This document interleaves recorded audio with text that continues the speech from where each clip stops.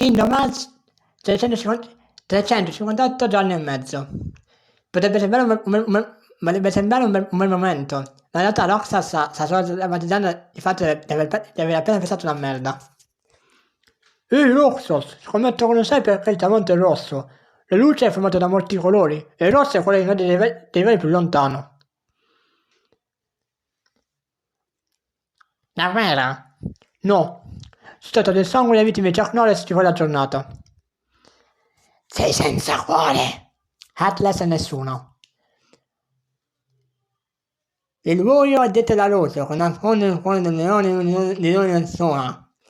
Tipo dialogo del gioco. Kingdom Hearts 358 hashtag 2 days, il regno dei problemi cardiovascolari, 358 2 moccoli, e un videogioco di ruolo per Nintendo DS prodotto dalla Square Enix in collaborazione con il diavolo.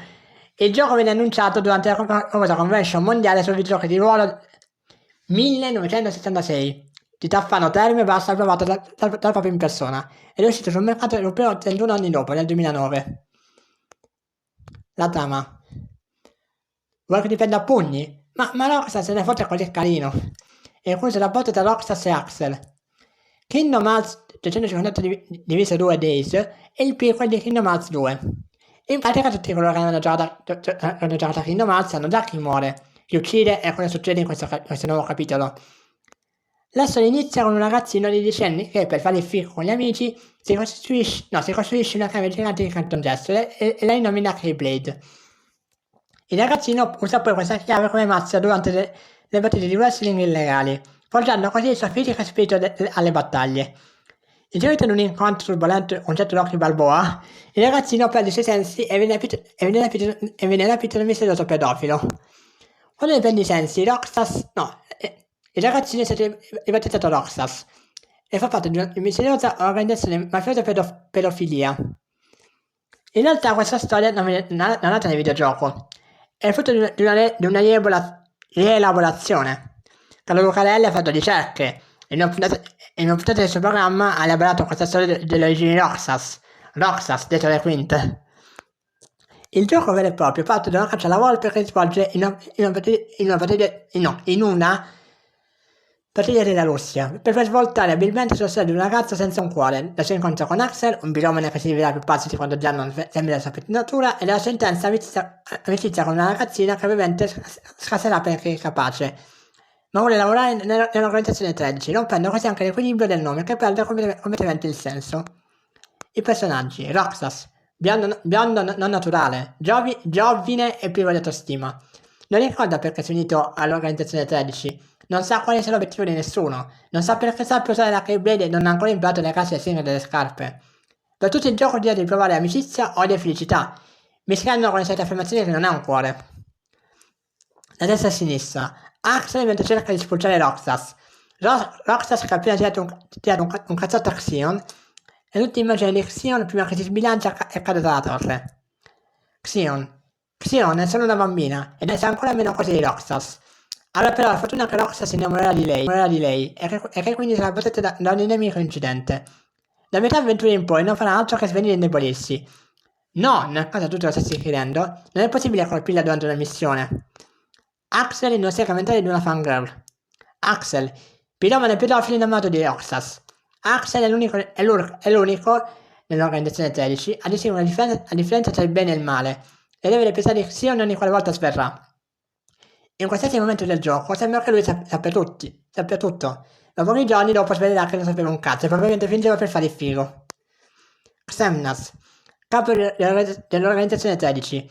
Nel gioco svolgerà un ruolo importantissimo, ma per qualche ragione lo si vedrà solo per il 3% dell'avventura. Pietro Gamma di Legno, proprio lui, il cattivone Disney che vuole dominare il mondo, distruggere il nostro eroe e le solite cose. Di tutti i cattivoni del gioco è quello più rilevante, per la panza più che altro. Gameplay. Il gioco è strutturato tra vari mondi delle più importanti fiabe Disney, da quelle più famose. Silent Hill, da Alice nel paese di Silent Hill, Chernobyl, dalla bella addormentata della La bella addormentata della detta della sicurezza, bordello dalla carica in 101. L'obiettivo è muoversi tra i mondi, menare dei mostriciati tutti da archettoni e raccogliere i loro cuori. Zappandogli dal petto, premendo il tasto AB ripetitivamente fino allo spasmo. Ogni giorno si devono eseguire stupide missioni che spaziano dalla raccolta dei cuori dei nemici alla ricerca di droghe per ottenere gli incassi delle organizzazioni tragici. Nemici. I nemici del gioco si chiamano Heartless, che tradotto significa stronzi, e gli sono svariate categorie, da piccoli mostriciattoli neri e immensi uccelli infuocati. Tutti hanno da qualche parte sul corpo un cuore incatenato.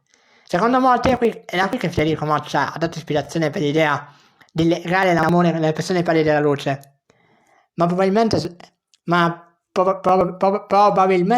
è soltanto una cazzata.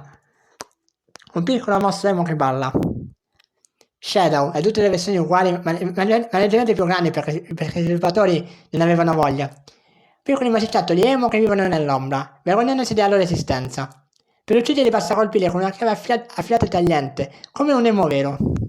Opera gialla è tutte le versioni, una con un nome più stupido dell'altro.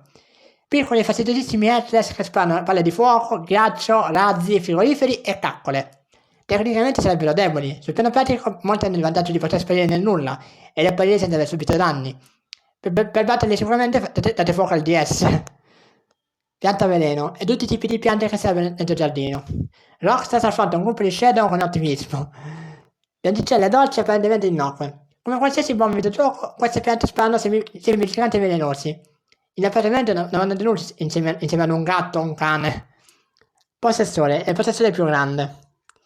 Autori ancora più sfaticati. Il possessore è un innocuo spetticello di male puro, che volteggia allegramente prima di vedersi stuprati fantasmagoricamente.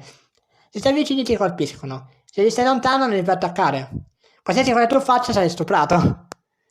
Squadratore folle e le sue versioni più forti. Insano nemico del gioco, appena impari come fare un colpo, spucca da nulla un tipo con delle lame al posto delle braccia. Appena lo vedi si lancia la concia con una lama di 80 cm. Quando è buon videogioco, il protagonista dirà e arreterà, non imitare. Inoltre il gioco offre una grande varietà di boss, tra i quali vermi intestinali del deserto, la Ferrari del diavolo, un buffo gigante corazzato, Geo Perone, un incrocio tra un ragno, Dracula e una magnolia, un cavaliere dello zodiaco, Wolverine, come se mostrasse per combattere anche con Pietro